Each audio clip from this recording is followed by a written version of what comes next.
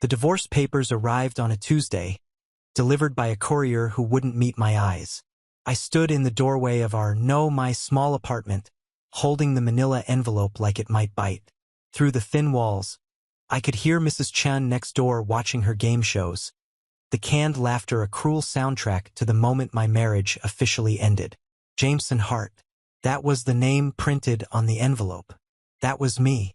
34 years old, assistant manager at Patterson's hardware store, owner of a 12-year-old Honda Civic with a cracked windshield, and now, officially, a divorced man. I didn't open the envelope right away. Instead, I set it on the kitchen counter next to the coffee maker that only brewed half a pot anymore, and I stared at it while the autumn sun cast long shadows across the linoleum floor. The apartment felt enormous suddenly, despite being barely 600 square feet. Every corner echoed with absence. It had been 8 months since Victoria left. 8 months since she'd stood in this very kitchen, her designer heels clicking against the floor her father had paid to install, and told me she'd found herself with Richard Blackwell, CEO of Blackwell Industries. She'd used those exact words, found herself, as if she'd been lost somewhere in our 7 years of marriage, wandering through our modest life like it was a fog she'd finally escaped. I remembered how she'd looked that day. Her hair was different, highlighted at some salon that cost more than our monthly grocery budget. She wore a cream-colored suit I'd never seen before, probably bought with money from her new life. When she spoke, she didn't yell or cry. She was calm, practiced, like she'd rehearsed the speech in mirrors I'd never see. "You're a good man, Jameson," she'd said, and somehow that made it worse. "But I need more. I need someone who dreams bigger, who wants bigger things. Richard, he understands ambition. He understands success." I'd wanted to argue, to fight, to tell her that I had dreams too. But standing there in my hardware store uniform, paint-stained and smelling of turpentine, what could I say? That I dreamed of maybe managing my own store someday? That I'd been saving for years to take her to Italy? $10 at a time in a coffee can under the sink? Those dreams felt small in the shadow of Richard Blackwell's empire. Now, I picked up the envelope again, this time slicing it open with a butter knife. The papers inside were crisp, official, decorated with legal language that reduced our years together to clauses and subsections. I scanned through them mechanically until one line made me stop. Petitioner requests no alimony or division of assets, acknowledging that respondent has no significant financial holdings. No significant financial holdings. There it was in black and white, the official declaration that I was worth nothing. I laughed then, a bitter sound that startled me. Mrs. Chen's game show went commercial, and in the sudden quiet, my laugh sounded like something breaking. The next morning, I woke to my alarm at 5:30 a.m., the same as always. The apartment was cold. I'd been keeping the heat low to save money, and I could see my breath in small clouds as I shuffled to the bathroom. The mirror showed a man I barely recognized sometimes. Dark circles under brown eyes, stubble I'd stopped shaping carefully, hair that needed cutting. When did I start looking so tired? Work was work. Patterson's Hardware had been my employer for 9 years, ever since I dropped out of community college when Grandpa Joe got sick and I needed to help pay his medical bills. The store smelled like sawdust and motor oil, familiar and oddly comforting. My boss, Bill Patterson, was a decent man in his 60s who treated me fairly and paid me just enough to keep me there but never quite enough to leave. "Morning, Hart," Bill called from behind the counter, barely looking up from his inventory sheets. "Need you to unload the delivery truck when it comes. And the Hendersons are coming in at noon for their kitchen renovation consultation." "Sure thing, Bill." I spent the morning stocking shelves, helping customers find the right screws or the perfect shade of paint, explaining the difference between Phillips and flathead to a confused teenager working on his first project. This was my life now. This was all it had ever been. During my lunch break, I sat in my car and ate a sandwich I'd made that morning. Peanut butter and jelly on wheat bread, same as always. My phone buzzed with a text from my buddy Marcus. "Poker tonight? Lou's place. 7 p.m. I texted back, "Can't. Broke until Friday." The truth was, I'd be broke after Friday too, but Marcus didn't need to know that. As I balled up the plastic wrap from my sandwich, I noticed something wedged between the passenger seat and the center console. An envelope, old and yellowed, corners bent from time. I pulled it out, confused. The handwriting on the front made my heart stop. For Jameson, open when you need it most. Grandpa Joe. My hands started shaking. Grandpa Joe had been dead for 3 years. I'd been with him at the end, holding his weathered hand in the hospice, listening to him tell stories about his younger days until the morphine pulled him under for the last time. He'd raised me after my parents died in a car crash when I was 8. He was a carpenter, a craftsman who could build anything with his hands, but who died with $847 in his bank account and a mountain of medical debt I was still paying off. I opened the envelope carefully, my fingers clumsy with emotion. Inside was a single sheet of paper, folded around something else. A small brass key. The letter was written in Grandpa Joe's careful script, the letters slightly shaky from his arthritis. Dear Jamie boy, if you're reading this, I'm gone, and you're probably in a tough spot. I know you, son. You're like me, you give everything to everyone else and forget to save something for yourself. You probably think you've got nothing. You probably think that old man left you with just debts and memories. But I got a secret, Jamie. A secret I kept for 40 years, waiting for the right time. And if you're reading this now, the time is right. Back in 1979, I did a job for a young man named Samuel Torres. He was starting a business, had big dreams but no money. He asked me to build his first office, desk, chairs, shelves, everything, in exchange for a partnership. 20% of his company for 6 months of work. Everyone thought I was crazy. Your grandma, bless her, nearly left me over it. But I saw something in Samuel. So I did it. I built him that office and I never asked for a dime. Over the years, his business grew. He sent me letters, offered to buy me out, but I always said no. I didn't need the money, and I believed in what he was building. That business is Torres Technologies. You've probably heard of it. Samuel died 5 years ago, but before he did, he made sure my shares were protected in a trust. 20% of Torres Technologies, Jamie, has been sitting in an account, growing, waiting. The key is for a safety deposit box at First National Bank, Box 247. Inside, you'll find all the documents. The lawyers are Hutchinson and Gray on Madison Avenue. Ask for Martin Gray. He's been waiting for you. I didn't tell you before because I wanted you to know your own strength first. To know that your worth isn't in money, it's in character. You've got that, Jamie. You've always had it. Now go claim what's yours. And Jamie, don't let it change who you are. Money makes life easier, but it doesn't make life better. People do that. Love does that. Purpose does that. I'm proud of you, son. I always was. Love, Grandpa Joe. P.S. Torres Technologies went public in 2015. Last I checked, that 20% was worth about $120 million.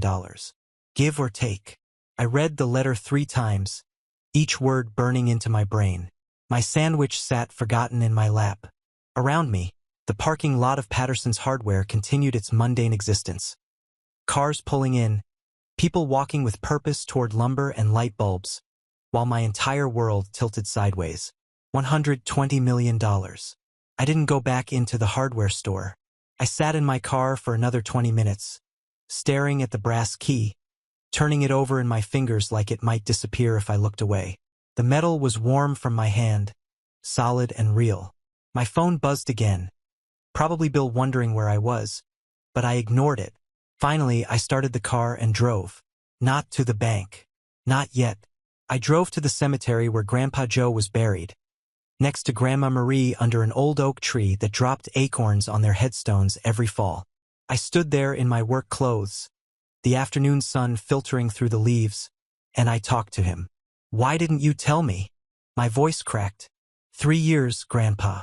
3 years I've been struggling, working myself to the bone, and you knew this whole time. Preparing and narrating this type of story took us long efforts and hard work. So if you are enjoying the story, please consider subscribing to our channel. The wind rustled the leaves. A cardinal landed on Grandma Marie's headstone, cocked its head at me, then flew away. Victoria left me because she thought I was nothing, because I couldn't give her the life she wanted. And all this time, I laughed, that same broken sound from the night before. All this time, I was sitting on a fortune and didn't even know it. But even as I said it, I understood. Grandpa Joe had wanted me to be strong on my own terms.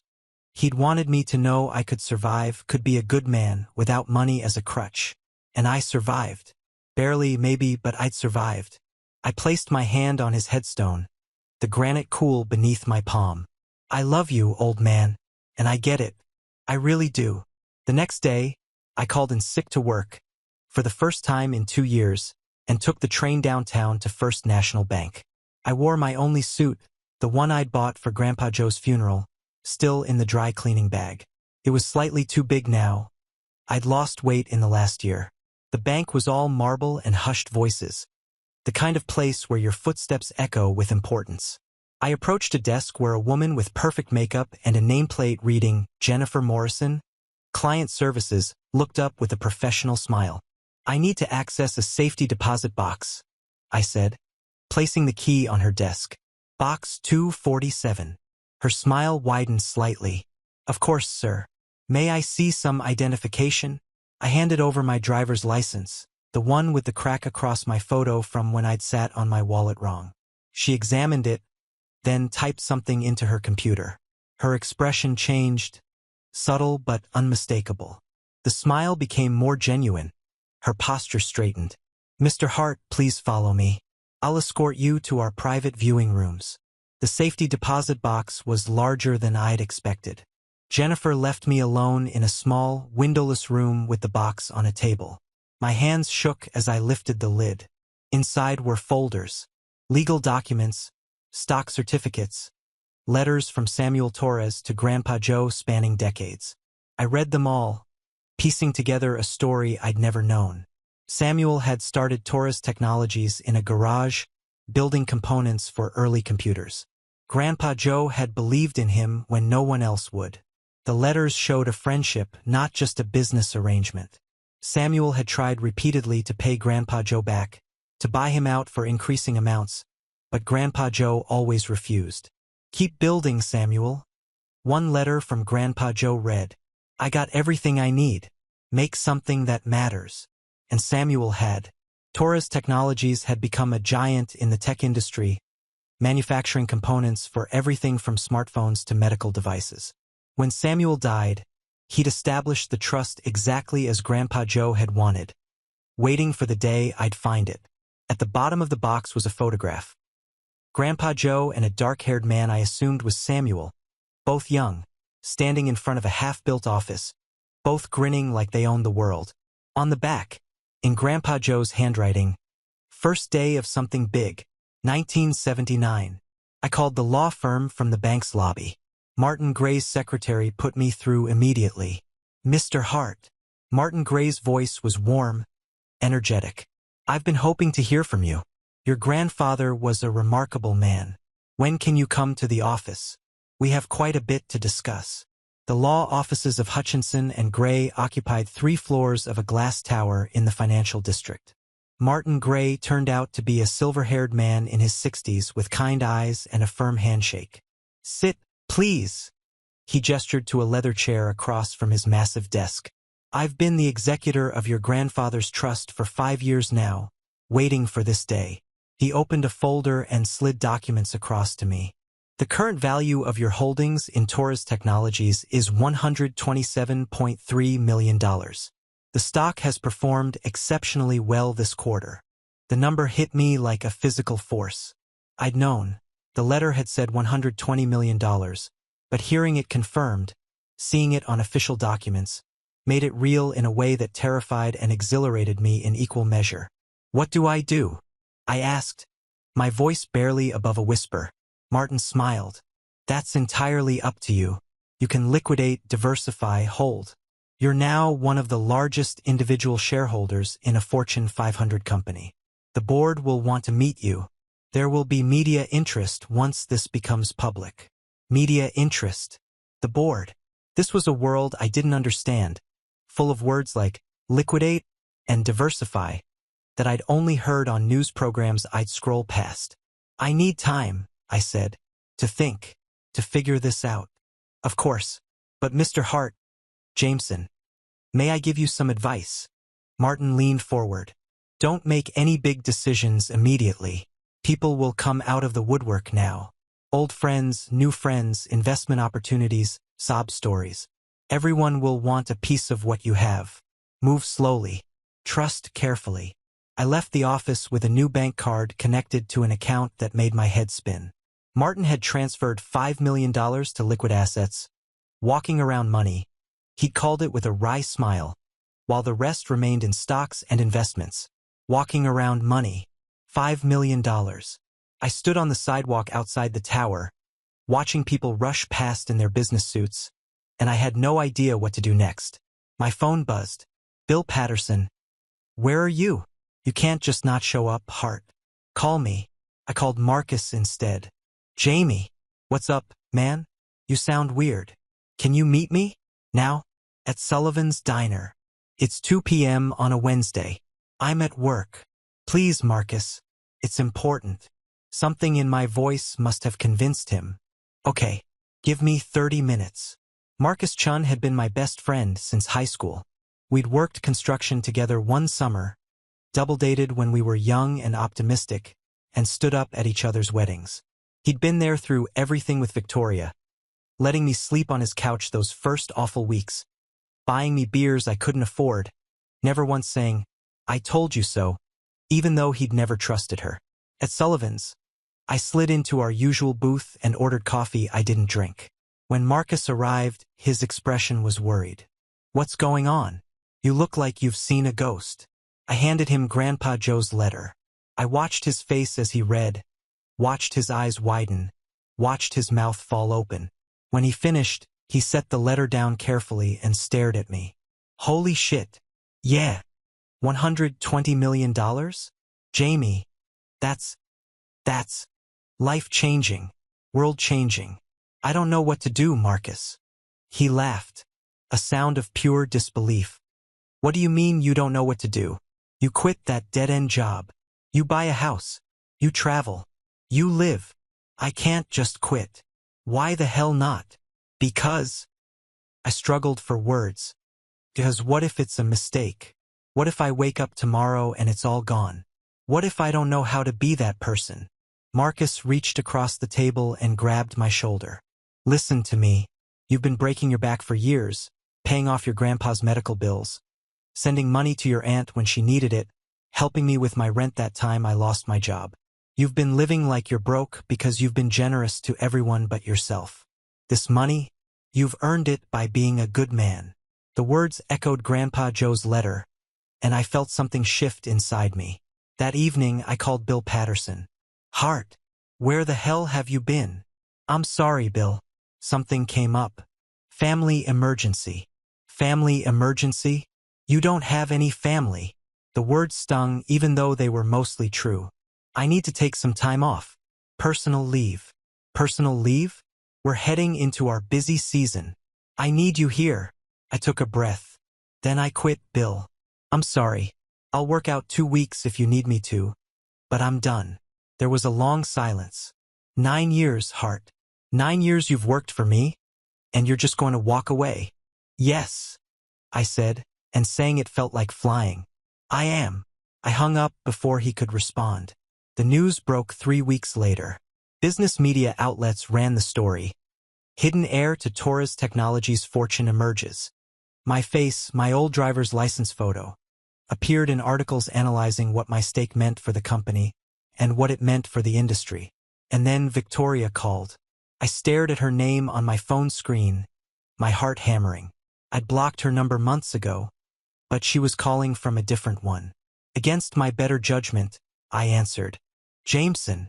Her voice was exactly as I remembered, smooth, controlled, with that slight breathiness she used when she wanted something.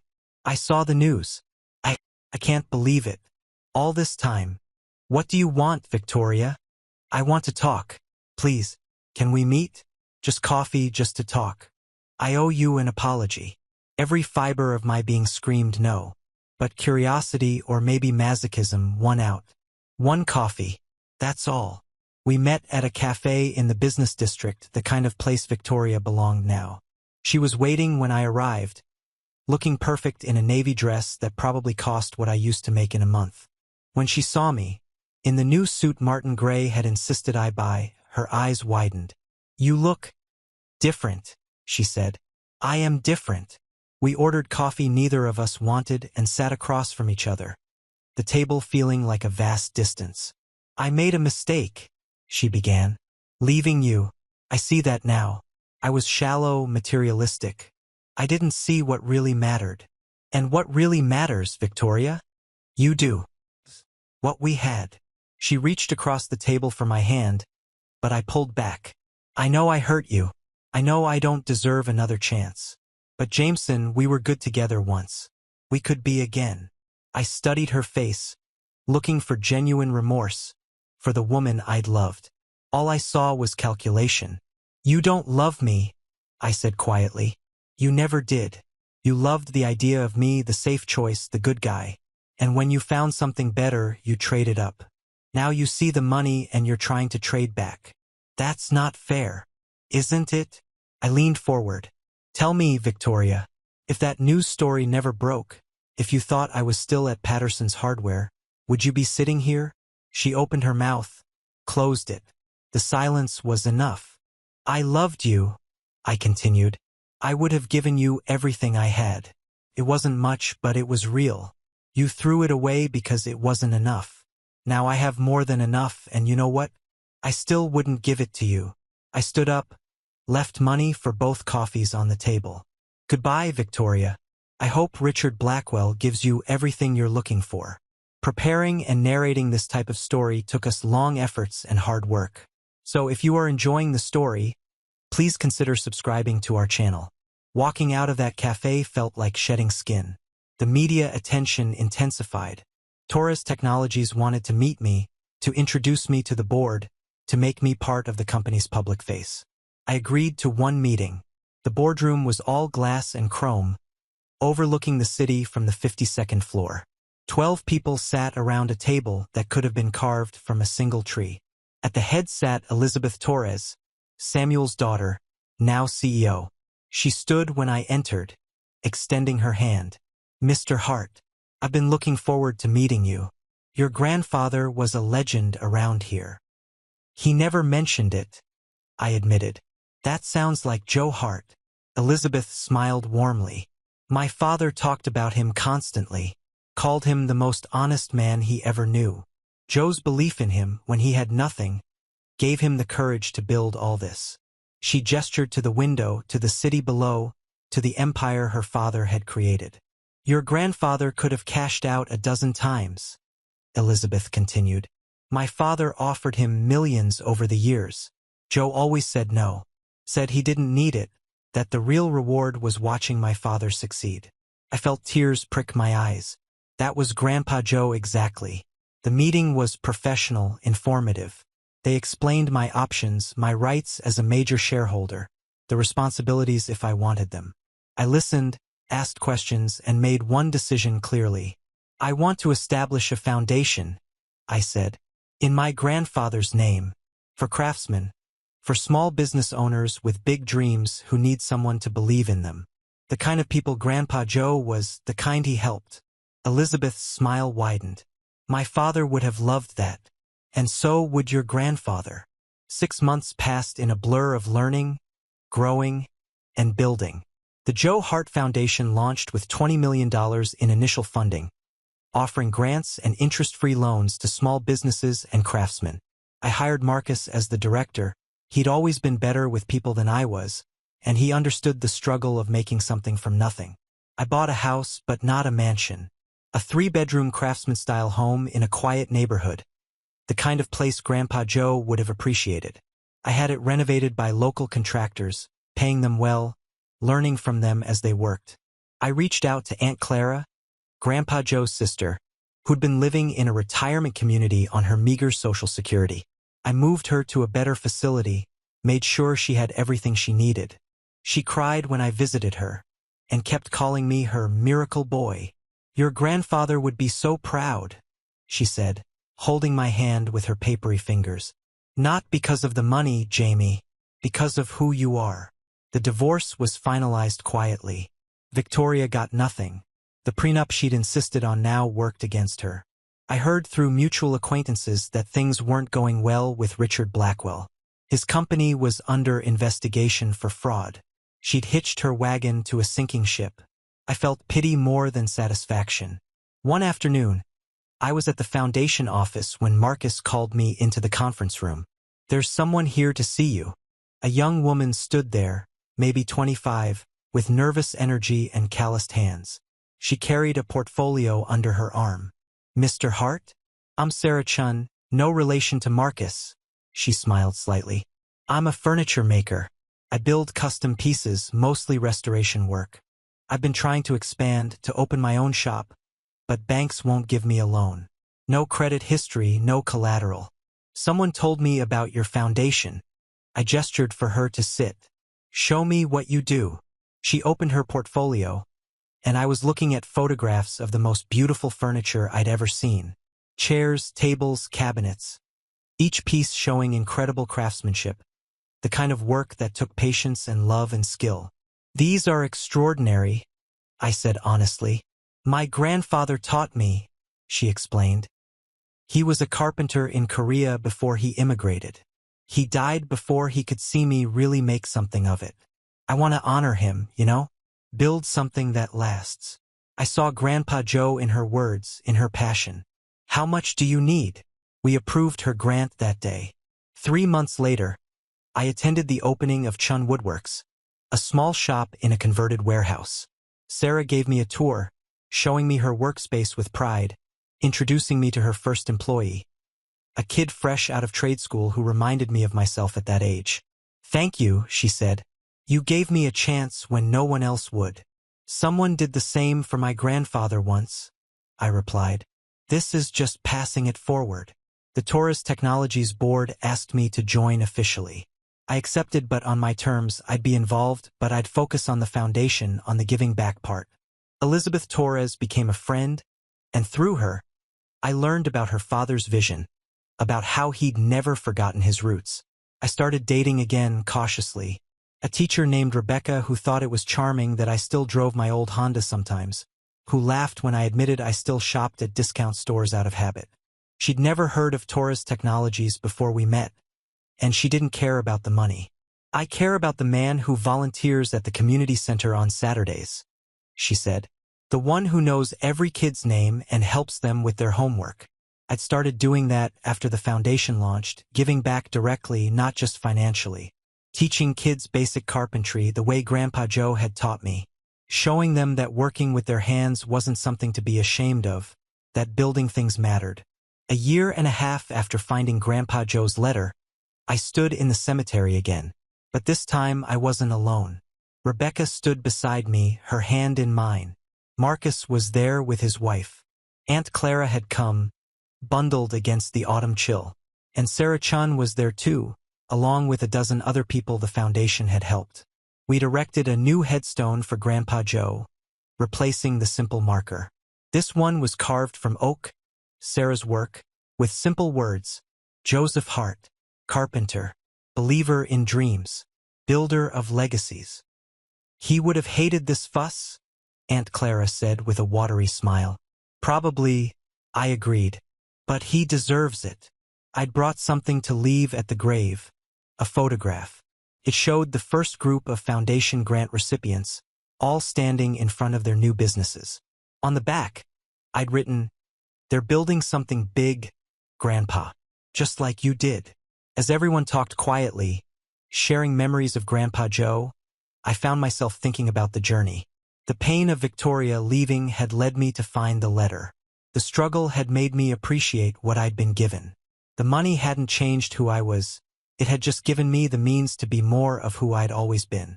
3 years later, the foundation had helped launch over 200 small businesses.